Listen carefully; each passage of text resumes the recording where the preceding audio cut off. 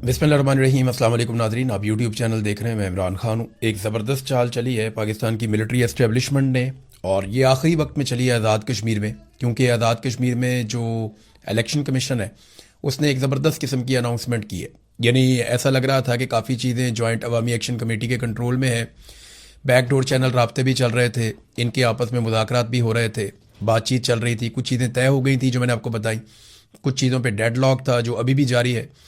Problem यही है कि सीटों का क्या करना है, क्या ये सीटें ख़त्म करनी है या ये सीटें मौजूद रहेंगी, और इनकी तादाद अगर कम करनी है तो इन सीटों की हैसियत क्या होगी, इनके इख्तियारात क्या होंगे, इन चीज़ों के ऊपर डिस्कशन हो रही थी। और इस बीच में अचानक से इलेक्शन कमीशन आता है आज़ाद कश्मीर का, और वो ये ऐलान कर देता है कि आज़ाद कश्मीर में आम इंतखाबात अपने मुकर्ररा वक्त के मुताबिक होंगे, लेकिन साथ ही वो इसको 3 मराहिल में करवाने का ऐलान कर देता है। यानी 3 मरतबा ये इलेक्शन होगा और तीनों मरतबा छुट्टी के दिन इलेक्शन करवाया जाएगा। तो 3 मरतबा इलेक्शन में जो अलग अलग तारीखें दी गई हैं वो मैं आपके सामने रख देता हूँ। ये 3 अलग अलग डिवीज़न्स हैं जिनके अंदर इलेक्शन होने। एक मीरपुर डिवीज़न है, मुजफ्फराबाद डिवीज़न है, और एक जो है वो पुंछ डिवीज़न है। तो इनमें लगभग सीटें मिलती जुलती हैं, थोड़ा बहुत फ़र्क है। 33 सीटें हैं, तो तीनों के ऊपर आप तकसीम कर लें, एक जगह पे 12 हैं, 11 हैं, ऐसे सीटों की तादाद है। अब इसमें जो मीरपुर डिवीज़न है इसके इंतखाबात पहले से जो शेड्यूल बना हुआ है 27 जुलाई को वो करवा रहे हैं, जबकि मुजफ्फराबाद डिवीज़न में इसके बाद इंतखाबात होंगे जो 2 अगस्त को करवाए जा रहे हैं। और जो महाजरीन की नशिस्तें हैं उनके ऊपर भी 2 अगस्त को इंतखाबात करवाए जाएंगे, जो 12 नशिस्तें मौजूद हैं इधर पाकिस्तान में या बाकी एरियाज़ के अंदर महाजरीन वाली। और पुंछ डिवीज़न में जो इंतखाबात करवाए जाएंगे वो 10 अगस्त को करवाए जाएंगे। यानी 27 तारीख को शुरू होने वाले इंतखाबात 10 अगस्त को ख़त्म होंगे। जुलाई की 27 को शुरू हो जाएंगे, 10 अगस्त को ख़त्म हो जाएंगे। और इसमें 3 अलग अलग जगहों पे पोलिंग हो रही है। एक पाकिस्तान के अंदर हो रही है जो महाजरीन की 12 नशिस्तें हैं, एक मीरपुर के डिवीज़न में हो रही है, और एक जो है वो पुंछ डिवीज़न में हो रही है, और एक मुजफ्फराबाद डिवीज़न में हो रही है। तो इसको ये करने का मकसद क्या है? देखें, फोर्सेस को ज़्यादा एफिशिएंटली इस्तेमाल किया जा सकता है। पूरे आज़ाद कश्मीर में इलेक्शन करवाना, एक साथ करवाना, तो उसके ऊपर बहुत सारे मसाइल पैदा हो जाएंगे। जो बाइकआउट करने वाली फोर्सेस हैं या लोग हैं उनकी काफ़ी मकबूलियत है और आवाम के अंदर उनकी काफ़ी जगह है। तो अगर इलेक्शन करवाया जाता एक साथ तो काफ़ी मुश्किल रहता। तो इसका हल ये निकाला गया है कि 3 अलग अलग मराहिल में ये इलेक्शन करवाए जाएं। और जो सबसे आखिर में इलेक्शन रखा गया 10 तारीख को, वो वहां रखा गया जहां इस वक्त मुजाहिरीन बैठे हुए हैं, रावला कोट में, यानी पुंछ डिवीज़न। यहां पे सबसे आखिर में इंतखाबात करवाए जाएंगे ताकि बाकी चीज़ों से अपनी हुकूमत पक्की की जाए, बाकी जगहों से अपनी सीटें निकाल ली जाएं, और फिर आखिरी मरहले में यहां पहुंचे और यहां की जो 10-11 सीटें उनके ऊपर एंड में आके इलेक्शन हो जाएगा। इन 10-11 सीटों के बगैर भी वो पिक्चर बड़ी वाज़े हो जाएगी कि किसकी हुकूमत बन रही है आज़ाद कश्मीर में और किस तरह से बन रही है। इसमें ना एक बड़ा ज़बरदस्त एक पॉलिटिकल एंगल है। अगर तो जॉइंट अवामी एक्शन कमेटी ये चाहती है कि उनके मुतालबात तस्लीम किए जाएं और इलेक्शन बाद में हो, तो फिर उन्हें बहुत शिद्दत के साथ एहतजाज का दायरा कार बढ़ाना पड़ेगा, उन्हें लॉन्ग मार्च भी करना पड़ेगा, उन्हें बाहर भी आना पड़ेगा, बाकी कश्मीर को भी उन्हें मैदान में लाना पड़ेगा। वो काफ़ी कुछ उन्हें करना पड़ेगा इसके लिए, अगर वो ये कर सकते हैं। अभी तक तो उन्होंने साबित किया कि वो बड़ी मजबूती के साथ अपने मौके पे खड़े हुए हैं। और जो एक चीज़ जहां मामला फंसा हुआ है वो सीटों का ही है।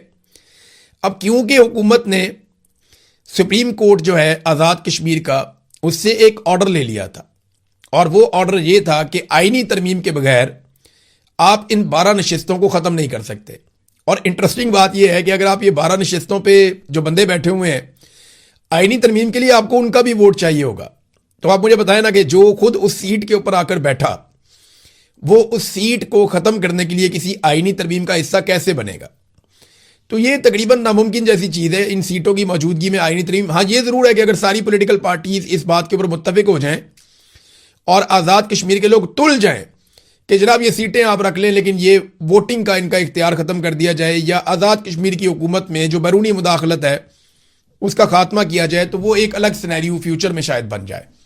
लेकिन अभी के लिए ये हुकूमत का एक बड़ा ज़बरदस्त मूव है, एस्टेब्लिशमेंट का एक बड़ा ज़बरदस्त मूव है, जिसमें वो अपनी सिक्योरिटी फोर्सेस को पहले एक डिवीज़न में पहुंचाएंगे, मीरपुर डिवीज़न में, پورے کو کنٹرول کریں گے، پورا سیکیورٹی کا ماحول بنائیں گے اور میر پور ڈویژن میں وہ سب سے پہلے الیکشن کروا دیں گے. یہاں کافی سیٹیں ہیں تو 10 سے زیادہ سیٹوں کے اوپر جب یہاں انتخاب ہوگا تو چیزیں کلیئر ہو جائیں گی. پھر دوسری مرتبہ یہ جائیں گے مظفر آباد ڈویژن میں، اس میں نیلم ویلی بھی ہے، جیلم بھی ہے. تو جب یہ والا الیکشن کروائیں گے تو اور زیادہ کلیئرٹی آ جائے گی. اور ساتھ ہی جو مہاجرین والی 12 سیٹیں ان پہ بھی الیکشن ہو جائے گا.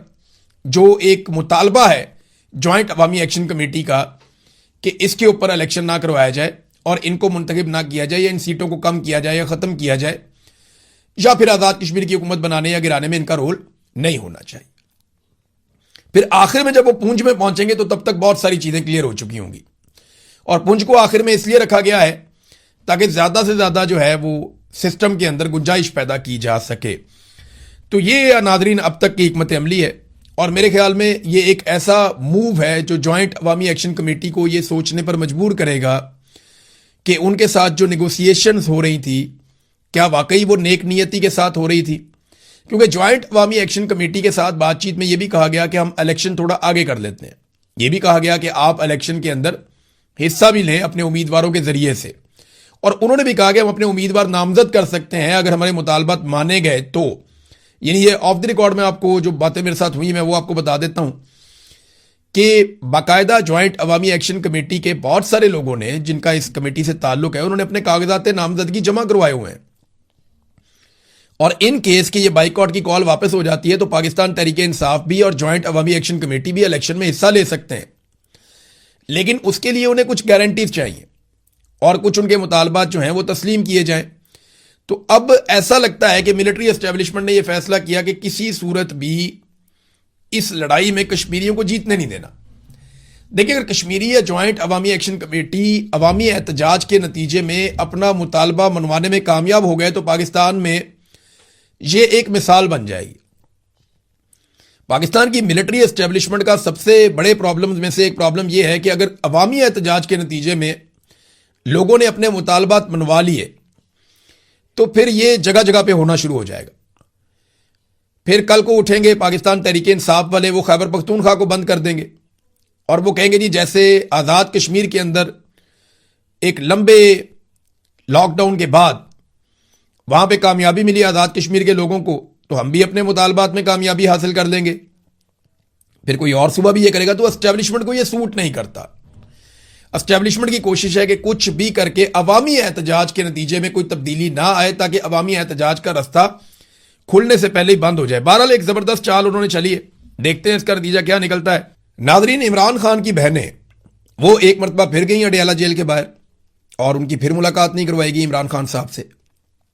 سپریم کورٹ میں معاملہ گیا تو انہوں نے 11 اگست تک کے لیے ملتوی کر دیا، 3 ہفتے بعد آنا، دوبارہ پھر بات کریں گے. اور انہوں نے حکومت سے اور اداروں سے انہوں نے جواب طلب کر لیا کہ آپ بتائیں عمران خان کی ملاقات کیوں نہیں ہونے دے رہے، جبکہ پنجاب حکومت نے اور وفاقی حکومت نے اس بات کی مخالفت کی ہے. تو یہ جو بہنوں کی ملاقات ہے اس کو نہ کروانا بالکل اب نارملائز کر دیا گیا ہے. یہ کوئی بڑی خبر بھی نہیں بنتی. لیکن علیمہ خانم نے یہ کہا کہ وہ جو ایک عوامی تحریک انہوں نے شروع کی ہے اور لوگوں کو وہ موٹیویٹ کر رہی ہے. ایک تو ان کا یہ زور ہے کہ میں پولیٹکس میں نہیں ہوں، نہ میں یہ پولیٹکس کر رہی ہوں، یہ میں صرف اپنے بھائی کے لیے کر رہی ہوں اور ایک ایسے آدمی کے لیے کر رہی ہوں جو قوم کا ایک بہت بڑا لیڈر ہے اور قوم اس کے لیے نکلنا چاہتی ہے. تو ہم نے تو زور لگانا ہے، کوئی اور لگائے یا نہ لگائے. تو جو ان کی تحریک یا ان کی کوشش ہے اس کو پاکستان تحریک انصاف اون بھی نہیں کر رہی بطور پولیٹیکل پارٹی، بلکہ جو سٹیٹمنٹ تھا عمران خان کی بہن کا اس کو بھی پاکستان تحریک انصاف نے ڈسون کیا ہے. اور لیکن ساتھ ساتھ انہوں نے کچھ اور باتیں بھی کی ہیں ڈسون کرنے کے علاوہ. بیرسٹر گور نے کہا جی عمران خان کی بہن کو ہراساں نہ کریں، مولانا کے بیان کو بھی چھوڑیں، ایک بیان سے آپ کے دفاع کے اوپر آنچ نہیں آئے گی. انہوں نے کہا مارکہ حق کے بارے میں عمران خان کی بہن نورین نیازی کے بیان پارٹی پالیسی نہیں ہے. نورین بی بی کو آپ ہراساں نہ کریں، نوٹسز نہ بھیجیں، ایک بیان سے پاکستان کے دفاع پر آنچ نہیں آئے گی. میں یہ بھی کہوں گا کہ مولانا کے بیان کا معاملہ بھی آپ چھوڑ دیں، ان سے دفاع کو کوئی پرابلم نہیں ہوگا. تو یہ پاکستان تحریک انصاف کا یہ سٹیٹمنٹ ہے. میرے خیال میں جو عمران خان صاحب کی بہنیں زور لگا رہی ہیں، یہ کوشش کر رہی ہیں تحریک انصاف اس سے اپنے آپ کو الگ کر رہی ہے اور کارکن تو جڑ رہا ہے، عام آدمی تو جڑ رہا ہے عمران خان کی بہنوں کے ساتھ.